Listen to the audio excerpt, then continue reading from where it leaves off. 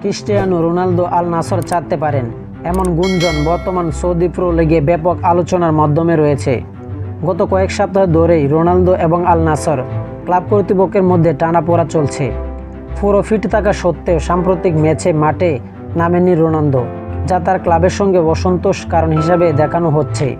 ওই পরিস্থিতি আরও জোরালো হয়েছে করিম বেনজেমা আল হিলালে যোগ দেওয়ার পর।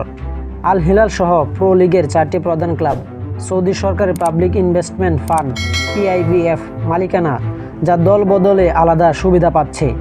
কিন্তু রোনালদোর আল নাসর সেই সুবিধা থেকে বঞ্চিত হওয়ায় তিনি অসন্তুষ্ট প্রকাশ করেছেন।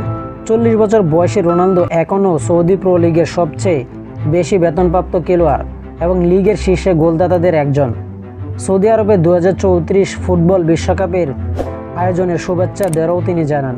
তবে ক্লাবের সঙ্গে মনোমালিন্যের কারণে প্রো লিগে ছাড়তে তার নতুন গন্তব্য হতে পারে মেজর লিগ সকার MLS-এ, যেখানে আবারও মেসির সঙ্গে তার দ্বৈরথ্য দেখা যেতে পারে।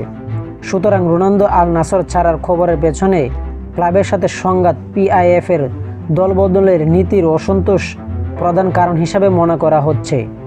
ভবিষ্যতে তার কেরিয়ারের নতুন অধ্যায় কোথায় হতে পারে, ফুটবল বিশ্বে নজর রাখা বিষয় তার দিকে। তো আশা করি যারা টি স্পোর্ট গ্যালারি চ্যানেলটি সাবস্ক্রাইব করেন না, সবাই টি স্পোর্ট গ্যালারি চ্যানেলটি সাবস্ক্রাইব করবেন।